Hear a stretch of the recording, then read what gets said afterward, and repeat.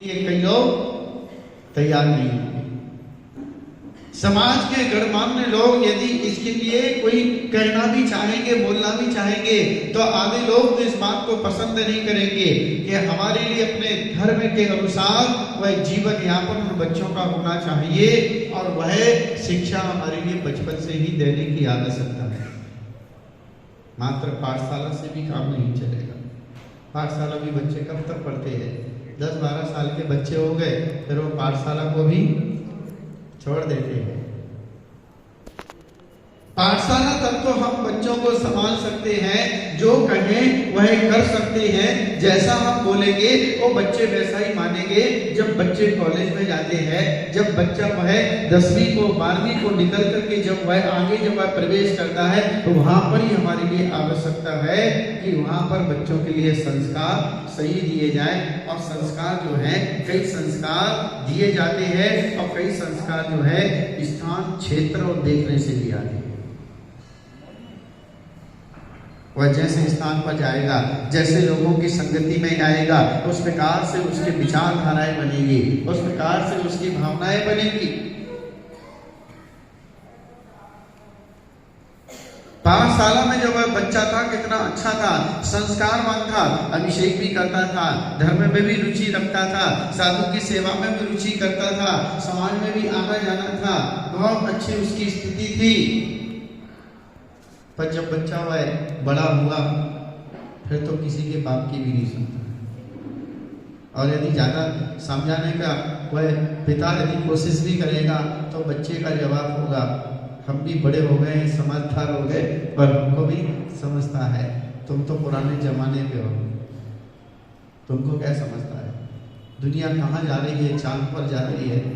हमको जमीन पे नहीं, चांद पर जाना है। इस प्रकार से ऐसी स्थितियां बनती है। तो पंडित दौलत राम जी ने यहाँ पर छैडाला में कहा कि जीवन का पहला पड़ाव जो है वह बचपन है। बचपन यदि अच्छा है तो जवानी अच्छी रहेगी, और जवानी यदि अच्छी है तो बुढ़ापा ठीक रहेगा, और बुढ़ापा यदि अच्छा है तो मृत्यु भी अच्छी है। लास्ट में वही सत्य है, अंत में वही सत्य है। कहानी जन्म से शुरू होती है और मौत पर उसका अंत हो जाता है। कहानी जन्म से शुरू होती है और जन्म से व्यक्ति जो होता है वह अपने कर्मों को लेकर के जन्म लेता है, और अंत में जाता है तो कर्मों को ही लेकर के चला जाता है। बीच का जितना भी उसका जीवन के चाहे साधन हो, सामग्री हो, परिजन हो, वो सब जन्म के बाद साथ देते हैं और मृत्यु के पहले छूट जाते हैं।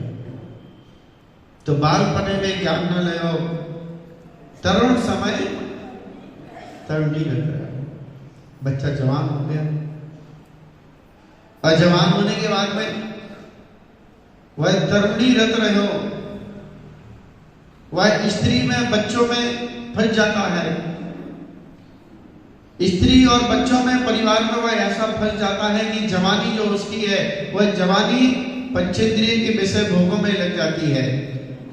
खाने कमाने में वह बच्चा लगा रहता है, और 25 साल से लेकर के 50 साल की जो उसकी उम्र होती है वह खाने कमाने में, इसी में उसकी उम्र चली जाती है।